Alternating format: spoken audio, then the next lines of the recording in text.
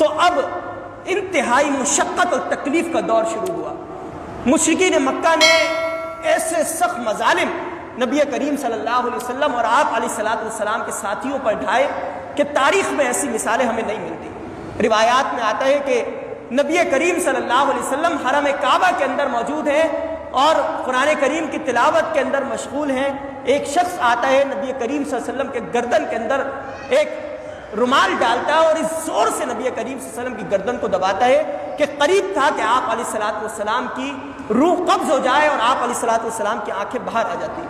نبی کریم صلی اللہ علیہ وسلم نماز کے اندر مشغول ہے، ایک شخص آگے بڑھتا ہے اور نبی کریم صلی اللہ علیہ وسلم پر اونٹ کی اوجھڑی لا کر ڈال دیتا ہے۔ یعنی اوجھڑی، ہم گائے کی اوجھڑی دو بندے مل کر اٹھاتے ہیں، اونٹ کی اوجھڑی کس قدر بھاری اوجھڑی ہے۔ سجدے کی حالت میں آپ پر وہ اوجھڑی لا کر ڈالی جا رہی ہے۔ آپ علیہ السلام کی بیٹی حضرت فاطمہ رضی اللہ تعالیٰ عنہ کم عمر ہے، وہ آگے بڑھ کر ابا جان کہہ کر نبی کریم صلی اللہ علیہ وسلم کے پاس سے اور آپ کے اوپر سے وہ اوجھڑی ہٹا رہی ہے۔ حضرت بلال رضی اللہ تعالیٰ عنہ، ان کو گرم اور تپتی ریت کے اوپر لٹایا جاتا، پتھر کی سل رکھی جاتی اور ان سے کہا جاتا کہ تم دوبارہ سے اپنے آباء و اجداد کے دین پر آؤ، لیکن وہ احد احد کی صدائیں بلند کرتے رہتے۔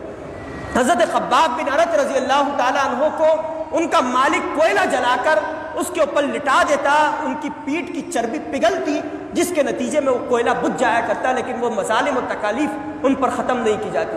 حضرت عمار رضی اللہ عنہ، حضرت یاسر رضی اللہ عنہ، ان کی اہلیہ جو اسلام کی پہلی شہیدہ خاتون تھی کہ جن کی شرمگاہ میں نیزہ مار کر ان کو شہید کیا جاتا، اور وہ تمام کے تمام صحابہ کرام کے جنہوں نے ایمان کو قبول کیا، مختلف طرح سے انہوں نے اذیتیں دینا ان کو شروع کی۔